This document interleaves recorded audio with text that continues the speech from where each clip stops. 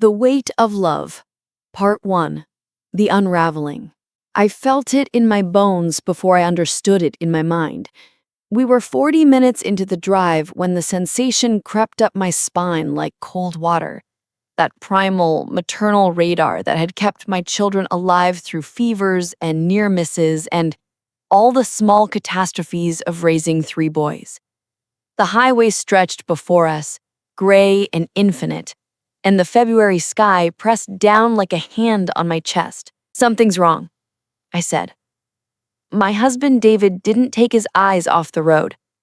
"What do you mean?" "I need you to turn around, Catherine." His voice carried that careful patience he'd perfected over 32 years of marriage. "We're almost to your mother's. What's wrong?" I didn't know. That was the problem. I stared at the back of my son's head in the seat behind David. Jake, 26 years old, his hair longer than I liked, shoulders hunched as he scrolled through his phone. My eldest, my first baby, the one who'd made me a mother, who'd looked at me from his hospital bassinet with eyes so dark and trusting, I'd sworn I would never let anything hurt him. And I hadn't. God help me, I hadn't. Even when perhaps I should have. "Just turn around," I said. My hands were shaking. David glanced at me. Whatever he saw in my face made him check his mirrors. "Jake, we're heading back." "What?" Jake's head snapped up. "Why?" "Your mother has a feeling." I heard the eye roll in Jake's voice before I saw it. A feeling. Seriously? We're going back because Mom has a feeling? Yes. I twisted in my seat to look at him. His face, so beautiful, even now, even with the hardness that had crept in around his mouth and eyes, shifted through expressions too quickly. Annoyance, then something else. Something that made my stomach drop. "This is ridiculous," he muttered, but his fingers were moving faster on his phone. David had already found an exit. The car tilted as we curved up and around, back toward home, toward whatever waited there. I watched the landscape reverse itself, felt time sliding backward, wished desperately that it could, that I could rewind further than this morning, further than this month, all the way back to when Jake was 7 and believed I could fix anything. "What's going on, Catherine?" David asked quietly. "I don't know yet." But I did. Some part of me had known for months, maybe years. I just hadn't wanted to see it. The drive home took 35 minutes. Jake spent them in silence, radiating resentment. I spent them remembering. 3 years ago, Jake had moved back home after his girlfriend kicked him out. Temporary, he'd said, just until he got back on his feet. He'd been working at a graphic design firm, but the hours were long and the pay was terrible, and "Yes, Mom, I know I have a college degree, but the economy is different now. You don't understand." So I understood. Or tried to. I'd made up his old bedroom, well, Marcus's old bedroom, since Marcus was deployed overseas and wouldn't need it. I'd done his laundry when he was too tired. I paid his car insurance when he came up short. Just this once, just until his next paycheck he'd promised. The graphic design job ended after 8 months. The one after that lasted 6, then 4, then a string of freelance gigs that never quite materialized into steady income. Through it all, I'd held steady. I'd believed in him. I'd told myself this was what mothers did. They caught their children when they fell. But when does catching become enabling? The question had started as a whisper in the back of my mind. It had grown louder over the past 6 months as Jake's excuses had grown thinner. He was sleeping until 2 in the afternoon, disappearing for hours with vague explanations, coming home glassy-eyed and irritable, snapping at his younger brother Thomas, barely speaking to David. "He's depressed," I told David. "He needs support, not judgment." "He needs a job and boundaries," David replied. "He's 26 years old, Catherine. We're not helping him." But what did David know about the particular terror of watching your child struggle? David had grown up with everything: stability, privilege, a father who'd built a successful business and handed it to him on a platter. He didn't understand what it was like to claw your way up from nothing, the way I had. He didn't understand the bone-deep fear that if you stopped fighting for your children, they'd slip back into the darkness you'd escaped. So I'd kept fighting. I'd kept paying.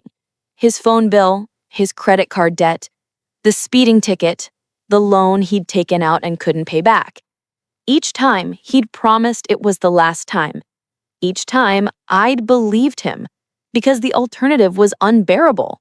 The alternative was that I'd failed him, that all my love and sacrifice and determination hadn't been enough. We pulled into our driveway.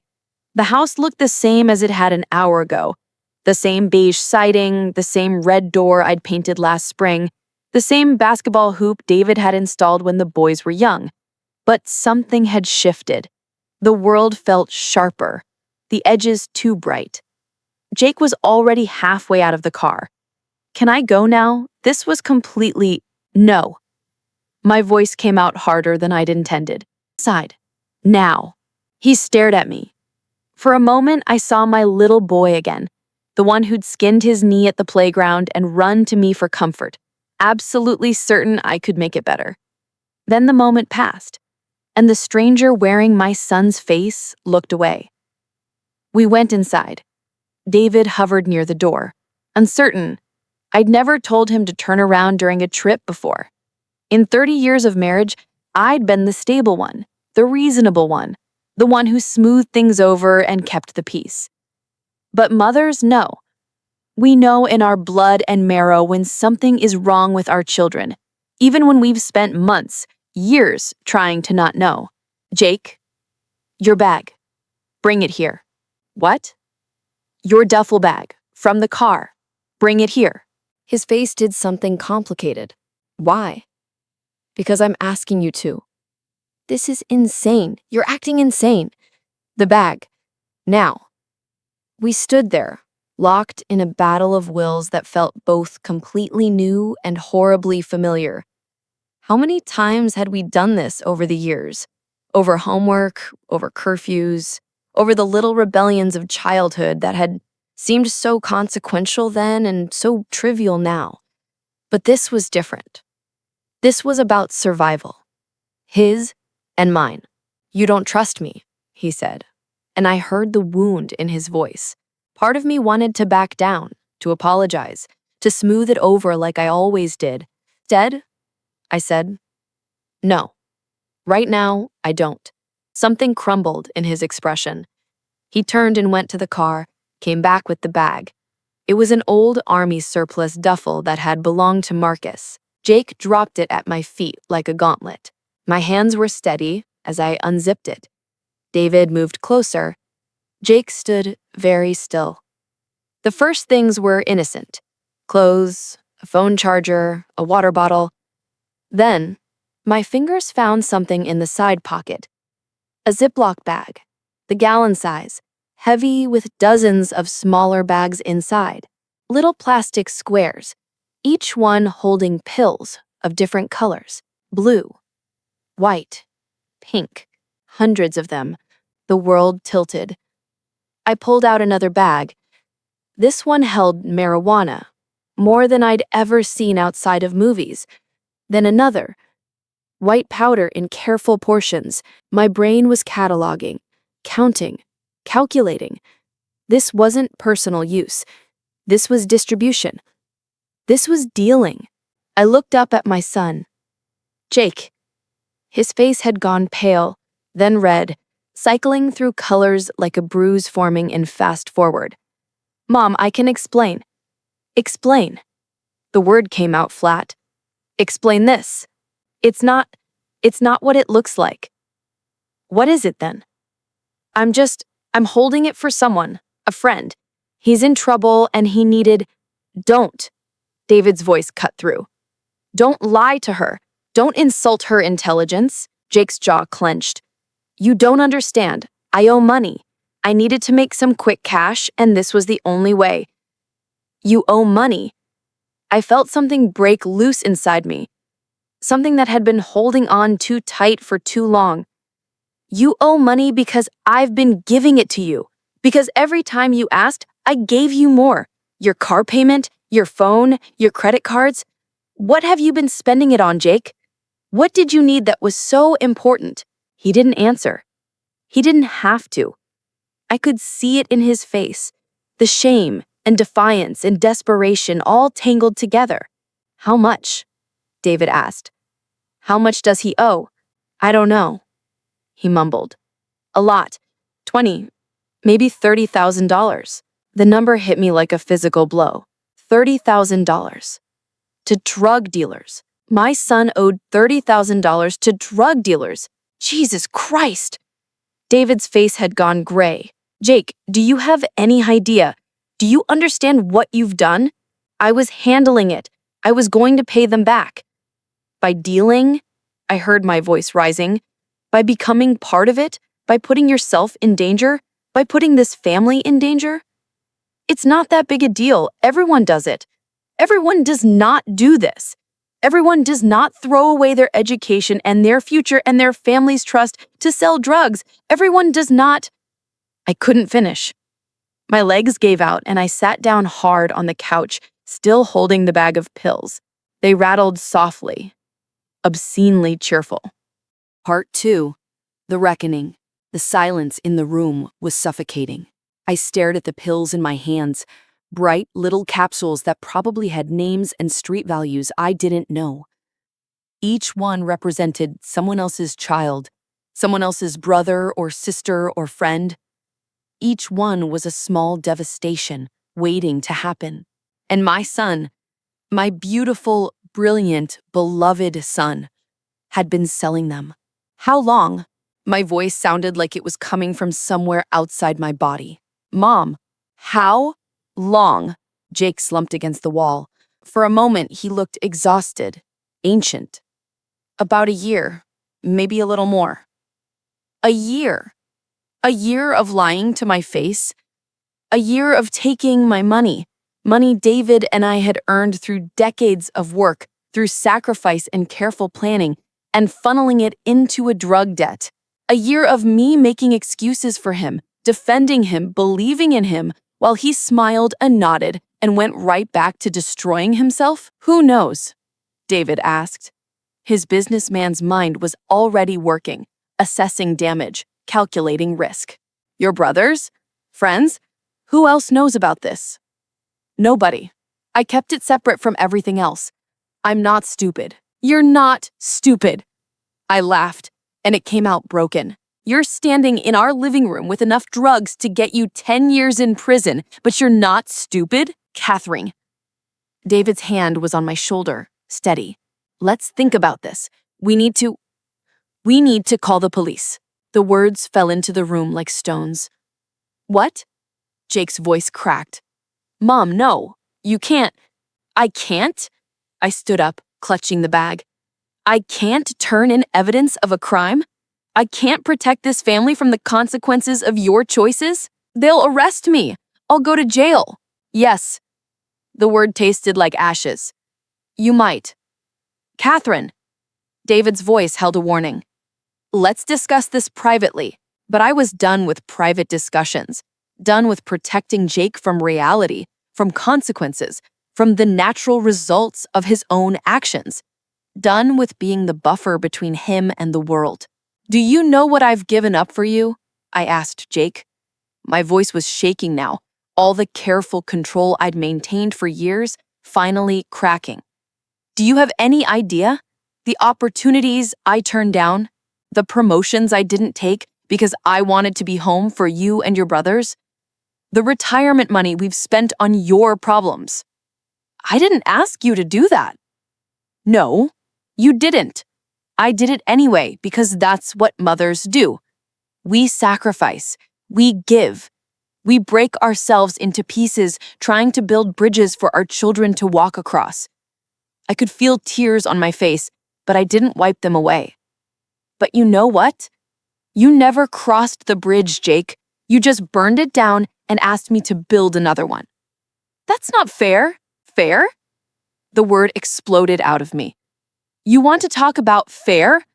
Is it fair that your brother Marcus is in Afghanistan right now, serving his country, while you're here dealing drugs? Is it fair that Thomas is working 2 jobs to pay for his own college because we've spent so much money on you?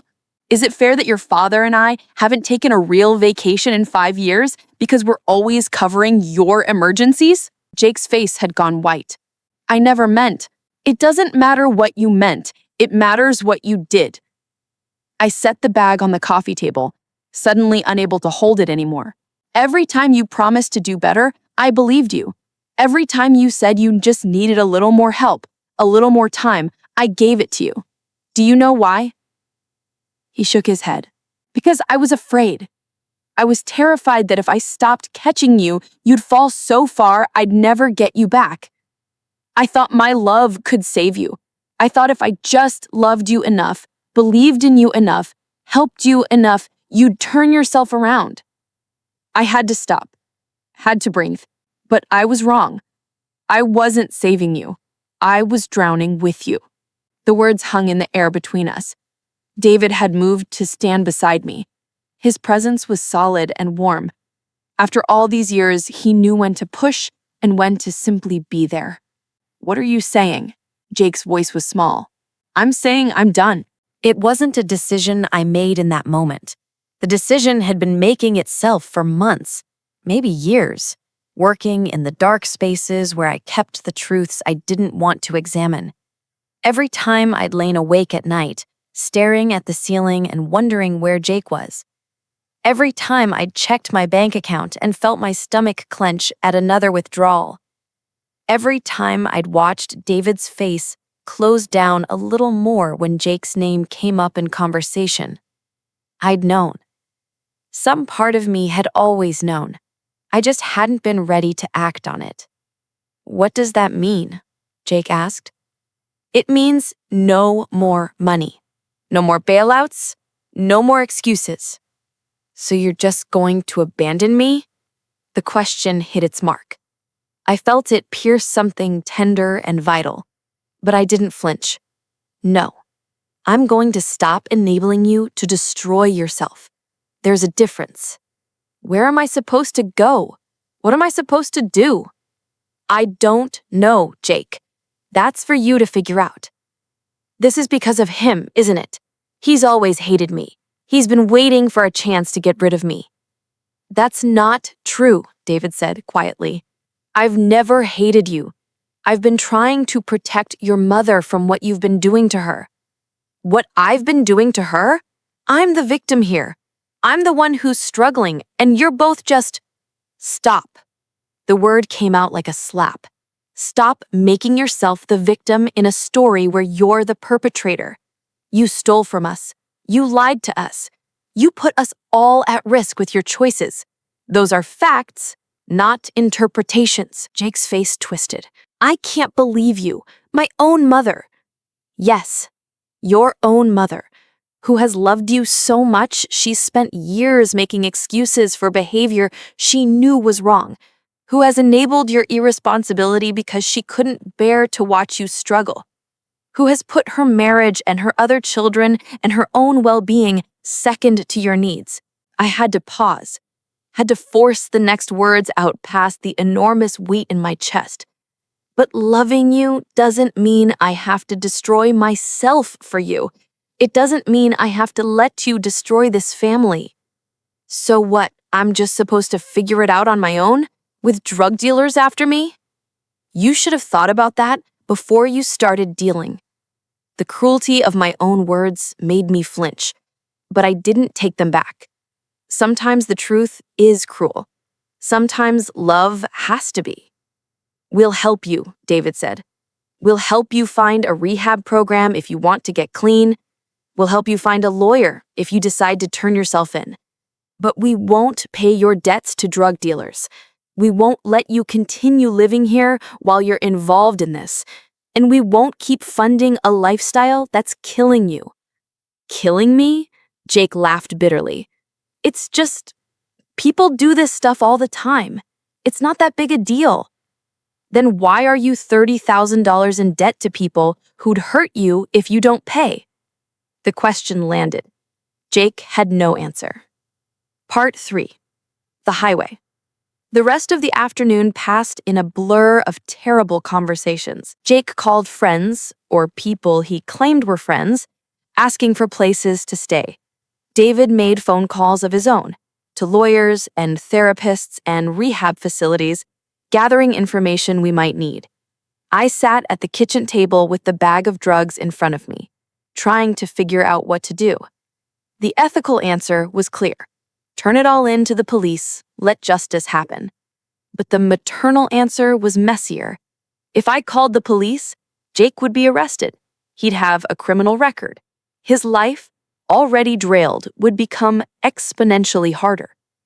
But if I didn't call, I was complicit. I was choosing my son's freedom over other parents' children, over the community, over the rule of law itself. I was saying my love for Jake mattered more than everything else. And wasn't that exactly what I had been doing for years? "What are you going to do with it?" David asked, nodding at the bag. "I don't know. If we keep it, we're accessories." "I know. If we destroy it, we're destroying evidence." "I know." He sat down across from me. His face looked older than it had this morning. Tired, but not angry, at least not at me. "I'll support whatever you decide." "Even if I call the police?" "Even then." He reached across the table and took my hand. "I know this is killing you." I nodded, not trusting my voice. "But Catherine, this needed to happen. You know that, right? This confrontation, this moment, it needed to happen." "I know. You've been carrying him for so long, years, and every time you tried to put him down, he'd make you feel guilty for not carrying him further. But you can't carry him across the finish line. He has to walk there himself." The tears came then, hot and hard. David moved around the table and held me while I cried. For Jake, for the little boy he'd been, for the man he could have become. For all the futures that were closing off with every bad choice, every burned bridge, every opportunity wasted. But also, God forgive me, I cried with relief. Because the secret was out. Because I didn't have to pretend anymore. Didn't have to smile and nod when people asked how Jake was doing. Didn't have to keep covering and explaining and apologizing for him. The weight I'd had been carrying for years had finally crushed me. And in being crushed, I'd finally set it down. By evening, Jake had found a friend's couch to sleep on. He packed his things with sharp, angry movements, not meeting my eyes. Thomas came home from his evening shift at the restaurant and immediately sensed the tension. "What happened?" he asked. "Your brother is moving out," David said. Thomas looked at Jake, at the duffel bag, at our faces. He was 19 and sharp as a knife. "Finally, screw you, Thomas," Jake spat. "Screw me?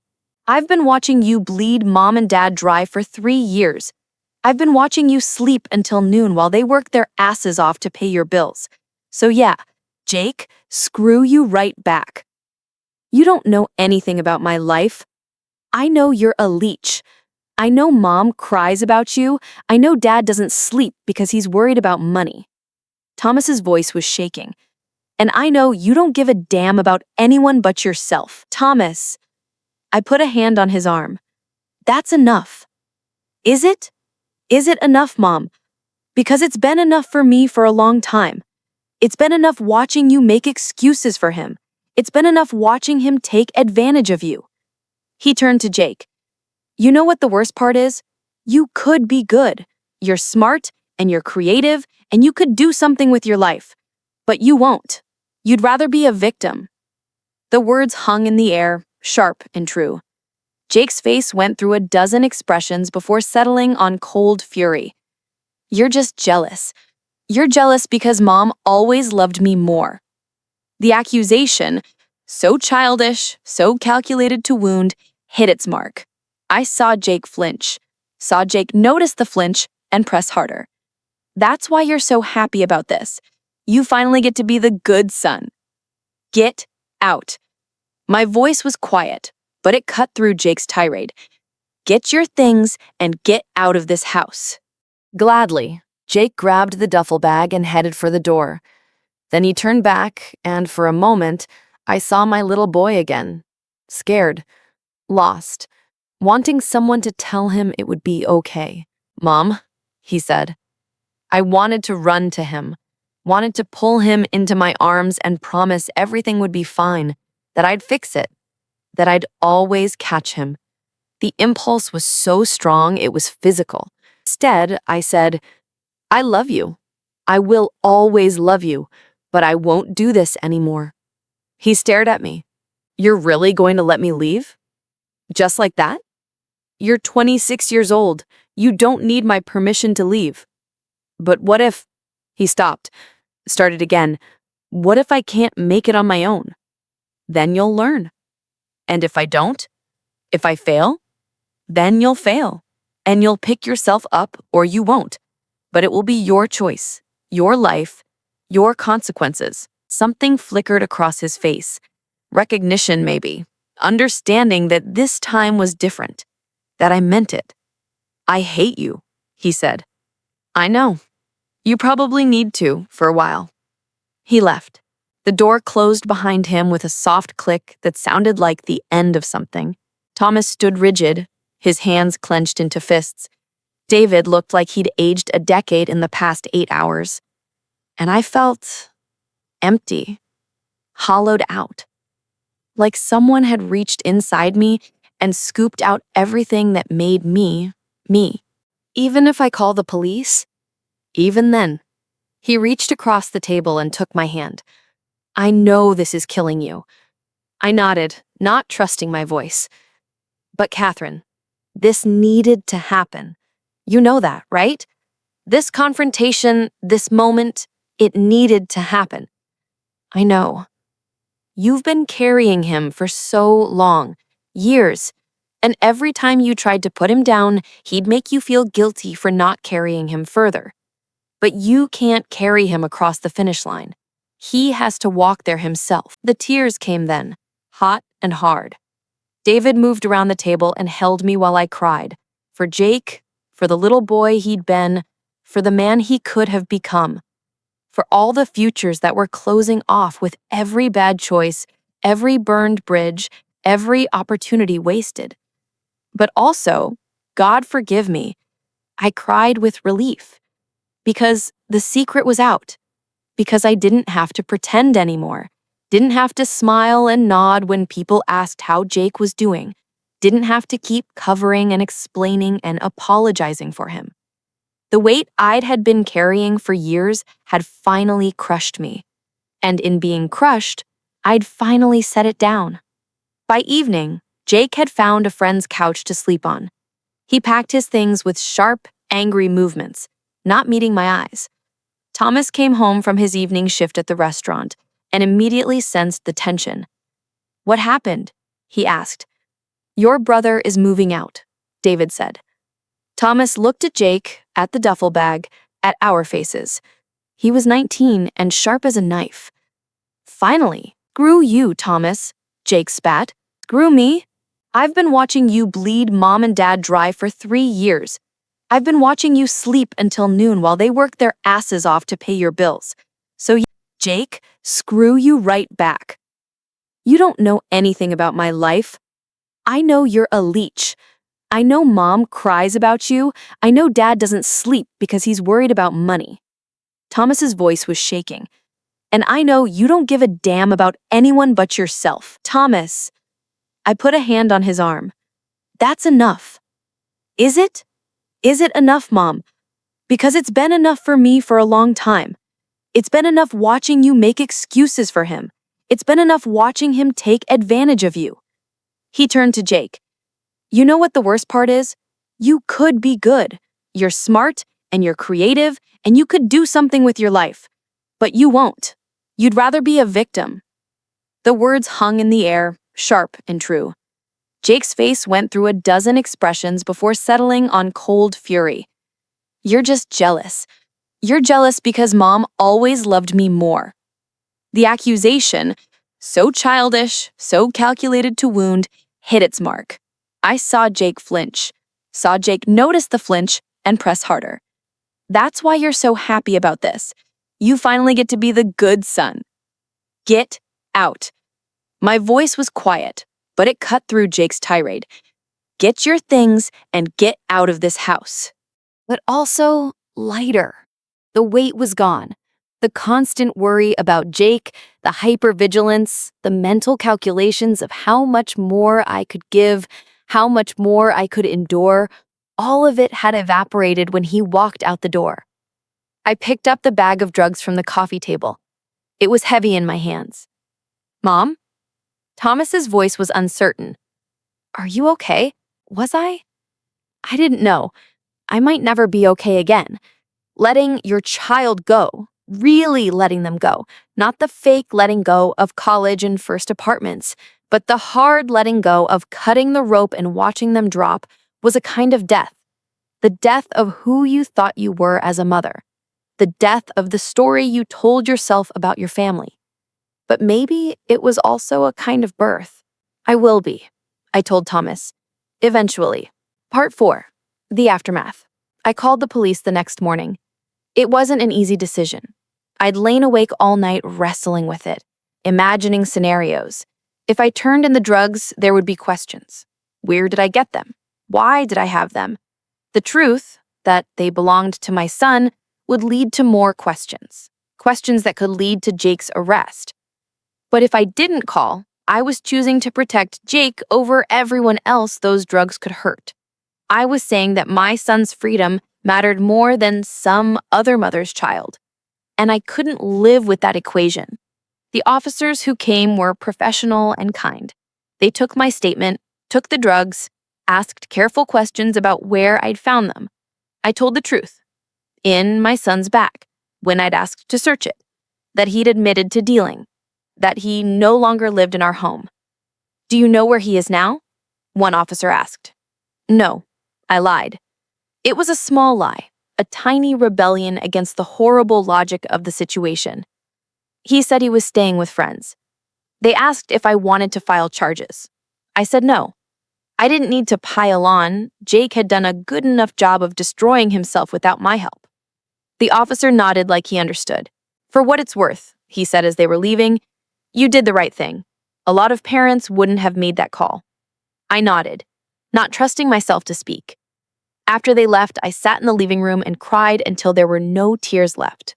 The days after were strange. The house felt too quiet without Jake in it. I kept expecting to hear his footsteps on the stairs, his voice calling for me, kept expecting to do his laundry, to make extra dinner, to check his room and make sure he was okay. The absence of that worry, the constant, grinding anxiety about what Jake was doing, where he was, if he was safe, left a hole in my daily routine. I'd organized my life around it for so long that without it, I felt unmoored. David noticed. You're grieving, he said one evening as we sat on the couch together. That's normal. I shouldn't be grieving. He's not dead. He just moved out. You're grieving who you thought he was, who you hoped he'd be. That's a kind of death, too. I leaned into him, grateful for his solidity. Did I do the right thing? Yes. How do you know? Because you're asking the question. People who do the wrong thing don't torture themselves about it afterward. Thomas was different after Jake left. More open, more relaxed. Like he'd been holding his breath for years and could finally exhale. One evening, about a week after Jake had gone, he sat down at the kitchen table while I was making dinner. Mom, he said, can I tell you something? Of course. I'm glad he's gone. The words came out in a rush. I know I'm supposed to be sad or worried or whatever, but I'm not. I'm glad. Is that terrible? I set down the knife I'd been using. No, honey, it's not terrible. But he's my brother. I should want him here, right? I should be worried about him. You can be glad he's gone and still love him. Those things aren't mutually exclusive. Thomas nodded slowly. It's just, the house feels different now, calmer, like we can all breathe. I know what you mean. Did I make it worse? He asked. What I said to him before he left about him being jealous? No, you told the truth. Maybe he needed to hear it. Maybe. Thomas was quiet for a moment. Mom, do you think he'll ever get better? It was the question I'd been avoiding asking myself. Did I think Jake would get better? Would he hit rock bottom and bounce back the way people in recovery stories always seem to? Would he find his way to rehab, to therapy, to the hard work of actually changing? Or would he spiral further, end up in jail or worse? Would I get a phone call someday from a police officer with terrible news? I don't know, I told Thomas. I hope so. But hoping isn't enough anymore. What do you mean? I spent years hoping Jake would change, hoping my love would be enough to save him. But hope without action is just wishful thinking. And my actions, giving him money, making excuses, protecting him from consequences, were making things worse, not better. So what changed? I did. The realization bloomed as I said it. I changed. I finally accepted that I can't save him. Only he can save himself.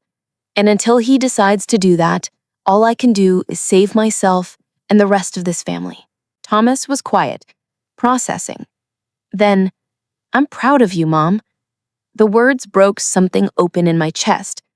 I pulled him into a hug, this son who'd been pushed aside for so long while I focused on Jake.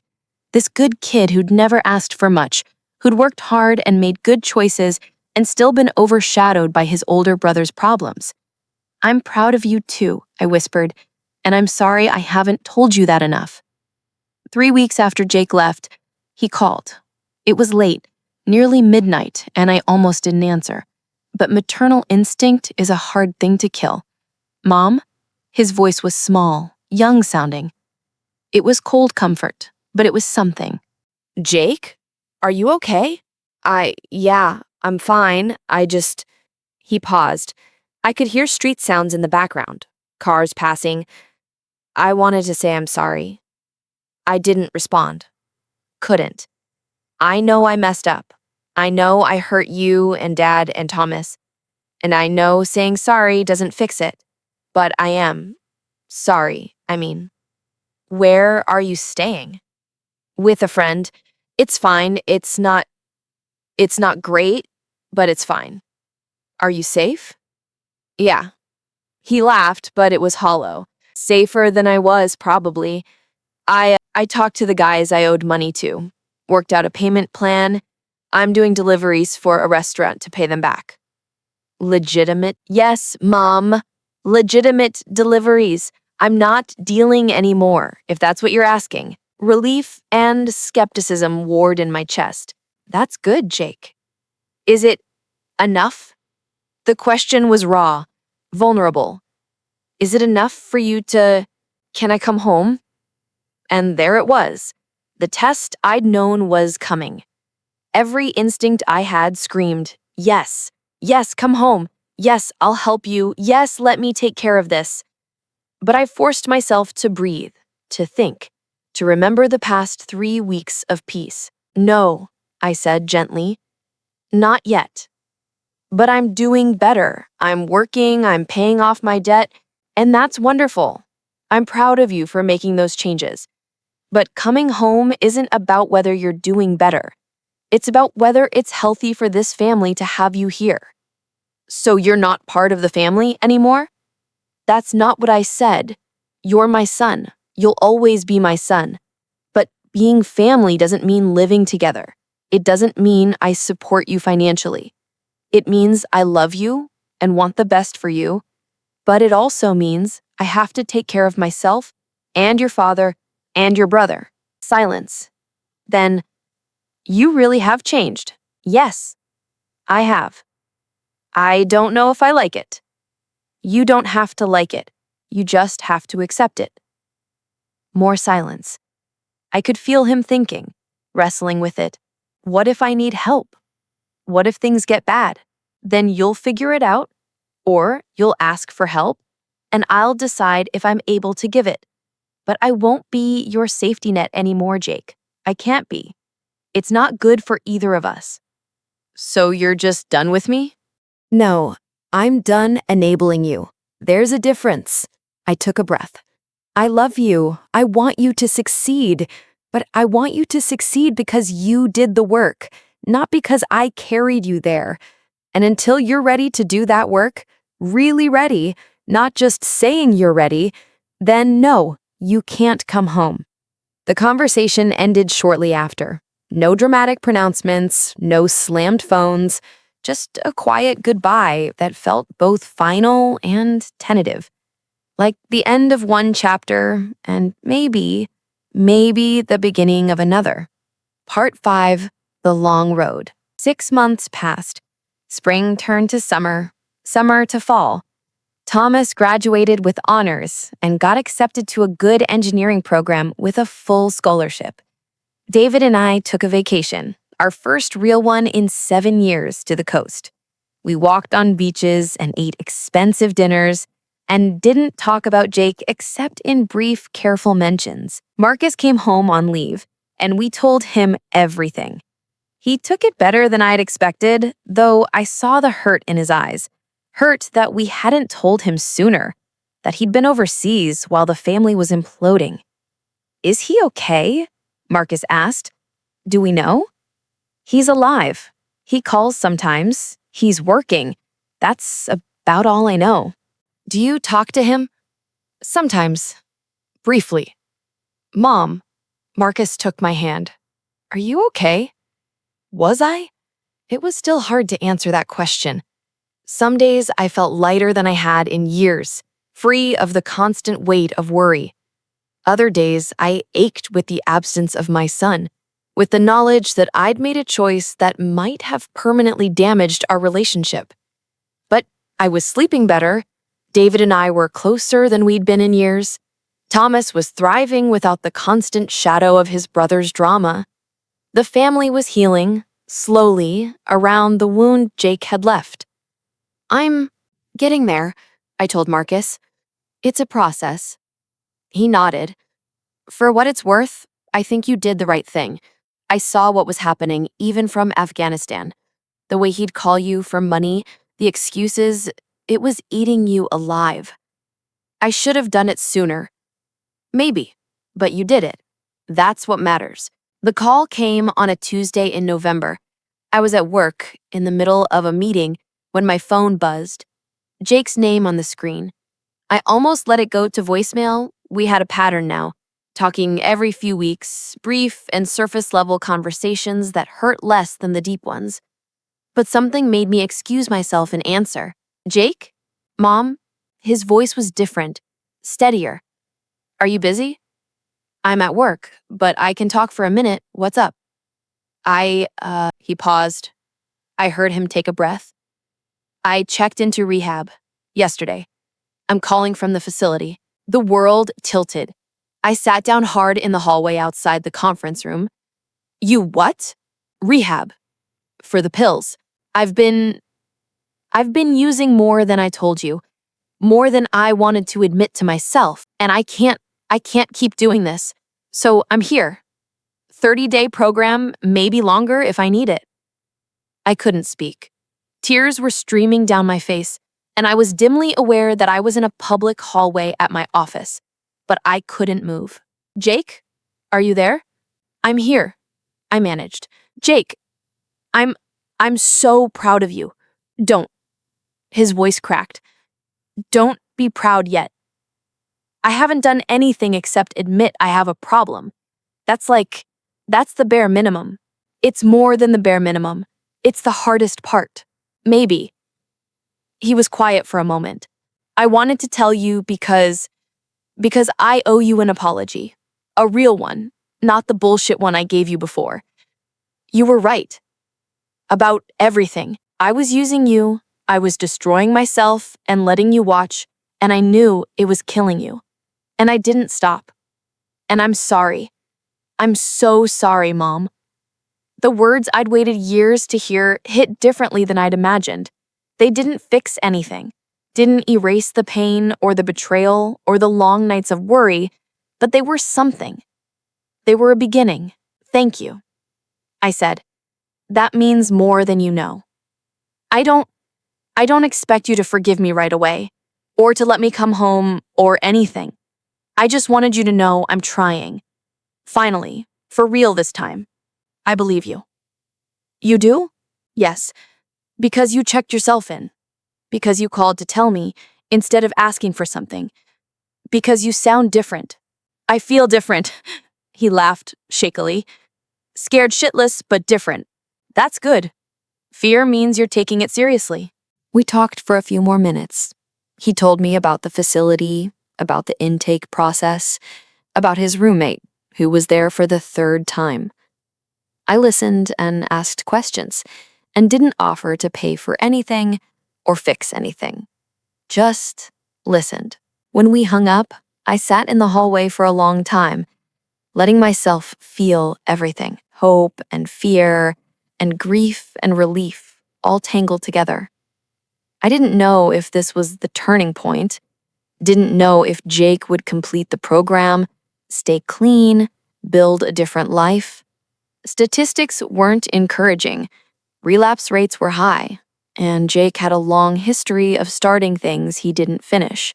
But for the first time in years, he was trying, on his own, without me pushing or bribing or enabling. He'd hit his bottom, whatever that looked like for him, and decided to climb out. And I'd let him. That was the crucial part. I'd let him fall far enough to realize he needed to save himself. Thanksgiving came. Jake was still in rehab. He'd extended his stay to 60 days. We set a place for him at the table anyway. Marcus was home, and Thomas and David's mother joined us. It was loud and warm and full of the easy affection of people who genuinely liked each other. Should we call him? Thomas asked as we were clearing the dinner dishes. I checked the time. They have a limited phone schedule at the facility, but we can try. We FaceTimed him. His face appeared on the screen, thinner than I remembered, but his eyes were clearer. He looked exhausted, but present in a way he hadn't been in years. "Hey," he said. "How's the turkey?" "Dry," Marcus said. "Mom overcooked it." "I did not," I protested, and everyone laughed. We talked for 20 minutes. Jake told us about group therapy, about the work they were doing to identify triggers and coping mechanisms. He talked about the other people in the program, their stories, how it helped to not feel alone. He looked at the camera and said, "I miss you guys." "We miss you too," I said. And I meant it. I missed my son, the real him, the person he was under the addiction and the lies. I was starting to see glimpses of that person again. After we hung up, David found me in the kitchen. "That was good," he said. It was. I leaned against him, grateful for his presence, for the years of patience. I keep waiting for the other shoe to drop. Maybe it won't. Maybe. I wanted to believe it, wanted to let hope back in without letting it consume me the way it had before. It was a delicate balance, caring without controlling, supporting without enabling, hoping without expecting. "You know what I'm thankful for?" David asked. "What?" "You. For being strong enough to let him go. I know it nearly killed you." It did kill something. The version of me that thought love meant sacrifice at all costs. But maybe that needed to die. Maybe. We stood there in the warm kitchen, the sounds of our family in the other room. And I felt something I hadn't felt in years. Peace, not the absence of worry. I'd probably always worry about Jake, but the presence of acceptance. Acceptance that I'd done what I could, that the rest was up to him, that loving him didn't require destroying myself. Part 6. Boundaries. Jake completed the 60-day program. Then he moved into a sober living house and got a job at a coffee shop. He called every Sunday, brief updates that gradually got longer. He was going to NA meetings, he had a sponsor, he was working the steps. I wanted to help, wanted to pay for a better apartment, a car, therapy. All the old impulses rose up, insistent. But I'd learned. So I listened and encouraged and didn't offer money. Are you doing okay financially? I finally asked 3 months after he'd gotten out of rehab. I mean, it's tight, but I'm managing. The sober living house is cheap, and I'm picking up extra shifts when I can. Let me know if you need anything. A pause. What? I don't know. Advice, support, someone to talk to? Oh, he sounded surprised. Not money? Not money. Another pause. That's actually good. I don't want to fall into that pattern again. I need to know I can do this on my own. You can. You are. And he was. Slowly, fitfully, with setbacks and struggles, but he was doing it. He was building a life that didn't depend on me holding it together for him. Christmas was different. Jake asked if he could come home for dinner. Just dinner, he emphasized, not to stay. He'd be driving back to the sober living house. I said yes. My hands shook as I cooked, terrified of how it would go. Would he be the same person I'd talked to on the phone, or would being in the house trigger old patterns, old resentments? He arrived at 4, carrying a small gift bag. He looked good, still thin, but healthy. His eyes met mine, and I saw nervousness there, and hope, and something that looked like humility. Hi, Mom.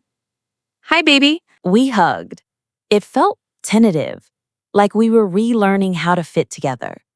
Then Thomas was there, and Marcus and David, and the moment passed into the ordinary chaos of family.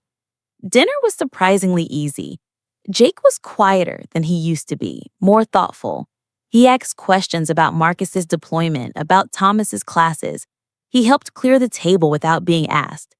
When David mentioned a problem at work, Jake offered a suggestion, a good one, instead of changing the subject to himself. After dinner, we exchanged gifts. Jake gave me a framed photo he'd taken, a sunrise, golden light spilling across water. I've been taking photography classes, he explained, at the community center near the sober house. It helps me stay focused. It's beautiful, I said, and meant it. His gift to me was smaller, wrapped carefully in recycled paper. Inside was a card. I opened it, read the words written in his careful handwriting. Mom, I know I can't undo the damage I caused. I know sorry isn't enough. But I want you to know I'm trying. Not for you, though I want to make you proud. For me, because I finally understand that I deserve better than the life I was building. Thank you for loving me enough to let me fall. It saved my life. Love, Jake. The tears came hot and fast. I looked up at my son, this man who'd hurt me so deeply, who I'd had to release to save us both, and saw him clearly for maybe the first time in years. Not the child I'd protected, not the addict I'd enabled, but a person, flawed and struggling and trying his best. Thank you, I whispered. He nodded, his own eyes wet. Thank you for not giving up on me. Even when you stopped helping me, you never gave up on me. I never will. He left after dessert, hugging each of us goodbye. I walked him to his car, an old beater he'd bought with money he'd saved, and we stood in the cold December air. This was nice. Scary, but nice. Scary. Yeah. I kept waiting for, I don't know, for you to be disappointed in me, or for me to screw it up somehow. You didn't screw it up. Not yet. He smiled, but it was shaky. I'm 6 months sober, Mom. That's good, but it's nothing. I could relapse tomorrow. The statistics aren't great. I know. Doesn't that scare you? Terribly. But it's not my fear to carry anymore. It's yours. You're the one who has to decide every day to stay sober. I can support you, but I can't do it for you. He nodded slowly. That's hard for you, isn't it? Letting me do it on my own? It's the hardest thing I've ever done. I touched his face, this child who'd made me a mother, but it was necessary for both of us. I'm glad you did it, even though I hated you for a while. He caught my hand. I don't hate you anymore. I understand now what you were trying to do. What was I trying to do? Save me by refusing to save me. The truth of it settled between us, acknowledged. Exactly. He got in his car and drove away. I watched his taillights disappear down the street and went back inside, where my family was waiting. Epilogue. The weight we carry. It's been 2 years now since that day on the highway when I felt the wrongness in my bones and asked David to turn around. 2 years since I found the drugs, since Jake left, since I made the hardest choice of my life. Jake is still sober. He got promoted to shift manager at the coffee shop. He moved out of the sober living house into his own apartment, a tiny studio, but it's his, paid for with his own money. He's taking classes at community college, studying graphic design again, but this time he's showing up to class. We talk every week, sometimes more, sometimes less. The conversations are real now, honest. He tells me when he's struggling, when he's tempted, when he's scared. I listen and offer what support I can without trying to fix it for him. Last month, he met someone, a woman from his NA meetings who's 3 years sober. He was nervous to tell me. I'd judge her for being in recovery too. I told him I was happy for him. I am. Is everything perfect? No. There are still hard days. Days when he cancels our calls and I spiral into worry. Days when I want to ask how his money situation is, want to offer to pay for something, anything. Days when the old instinct to fix and save and rescue rises up like muscle memory. But I don't. I hold the boundary. Not because I don't love him, but because I do. Because I learned, finally, after nearly destroying myself, that true love sometimes means stepping back. That you can't want something for someone more than they want it for themselves. Thomas is thriving. He's in a second year of engineering school, making good grades, dating a nice girl. We have dinner together once a week, just the two of us, and he talks about his classes and his dreams and his fears. I listen differently now, without the distraction of Jake's crisis always humming in the background. Marcus is stateside now, working as a contractor. He bought a house nearby. On weekends, he and David work on projects together, building a deck, fixing the plumbing, the kinds of father-son activities I'd always hoped David would do with Jake. And David, my steady, patient David, who weathered years of Jake's chaos, who supported my choices even when they were destroying us, who never said, "I told you so," even though he had every right to. We're good. Better than good. We talk about retirement now, about the trips we want to take, about grandchildren someday. We talk about a future that doesn't revolve around crisis management. Sometimes I wonder what would have happened if I hadn't insisted David turn the car around that day. If I'd ignored the feeling, pushed through to my mother's house, let Jake keep the drugs hidden. Would he have kept dealing? Would he have ended up in jail or worse? Would I still be enabling him, slowly drowning in the weight of trying to save someone who didn't want to be saved? I'll never know, but I know this. The woman I was 2 years ago would have kept carrying him, would have sacrificed everything, her marriage, her other children, her own well-being, on the altar of maternal love. She would have called it devotion, loyalty, unconditional love. But it wasn't love. It was fear. Fear that if I stopped catching him, I'd lose him forever. Fear that his failures would be my failures. Fear that setting boundaries meant I was a bad mother.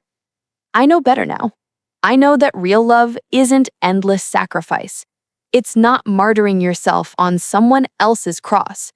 Real love, the hard, true kind, sometimes means saying no, means watching someone you love struggle and not intervening, means trusting that they're strong enough to save themselves, even when you're terrified they're not.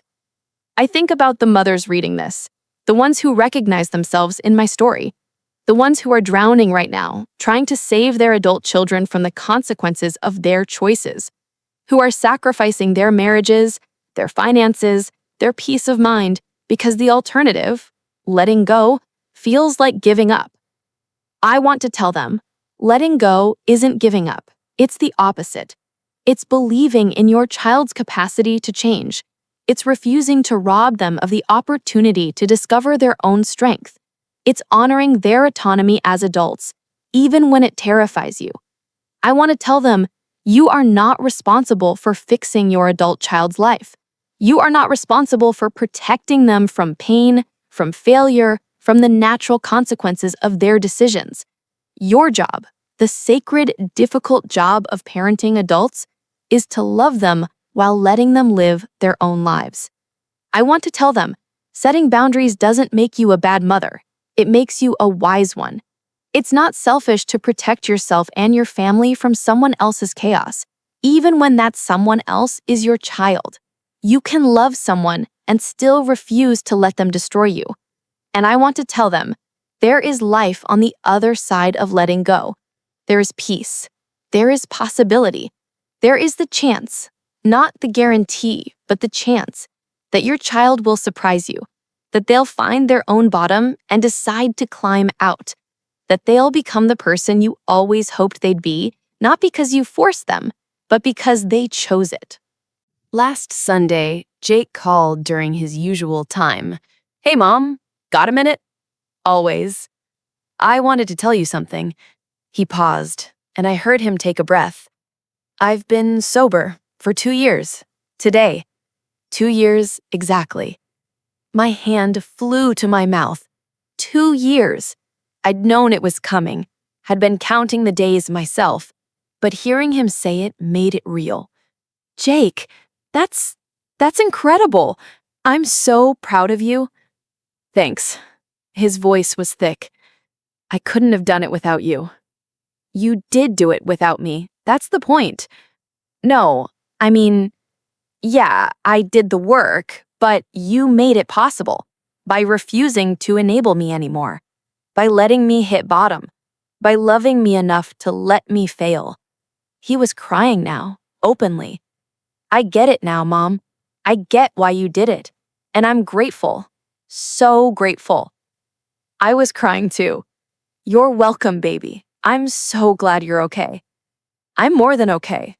I'm happy. Actually happy for the first time in years. I have a life I'm proud of, and I did it myself. You did. We talked for a while longer. About his plans, about his girlfriend, about the future he was building one day at a time. When we hung up, I sat with the phone in my hand, feeling the weight of everything that had led to this moment. The weight of my love for him, still there, still strong, but different now. Bounded, healthy.